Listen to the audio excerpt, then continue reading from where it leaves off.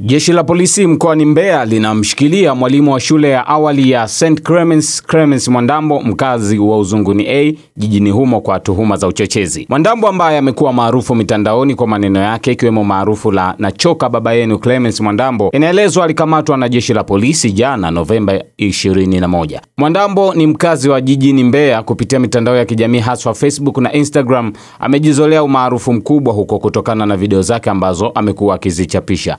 Taarifa ya kamanda wa polisi mkoa wa Mbeya Benjamin Kuzuga iliyotolewa Jumamosi ya leo Novemba 22 mwaka 2025 imethibitisha jeshi hilo kumshikilia msanii huyo kwa tuhuma za uchochezi. Taarifa hiyo imeeleza kuwa mtuhumiwa huyo alikamatwa jana Ijumaa Novemba 21 mwaka 2025 majira ya saa 5:20 asubuhi maeneo ya Uzunguni jijini humo kwa madai ya kutoa na kusambaza maneno ya uchochezi na uchonganishi kupitia akaunti zake za mitandao ya kijamii. Mtuhumiwa alikamatwa akitoa na kusambaza maneno ya uchochezi na uchonganishi kupitia akaunti zake za Facebook na Instagram, na upelelezi unakamilishwa ili hatua nyingine za kisheria ziweze kuchukuliwa dhidi yake, imeeleza taarifa ya kamanda Kuzaga. Endelea kubaki na A Digital kutukupa updates ya kile kinachoendelea kutokana na taarifa hii. Soboy King Kali, mnyama mkali, hivi ndivyo ambavyo huwa anafanya.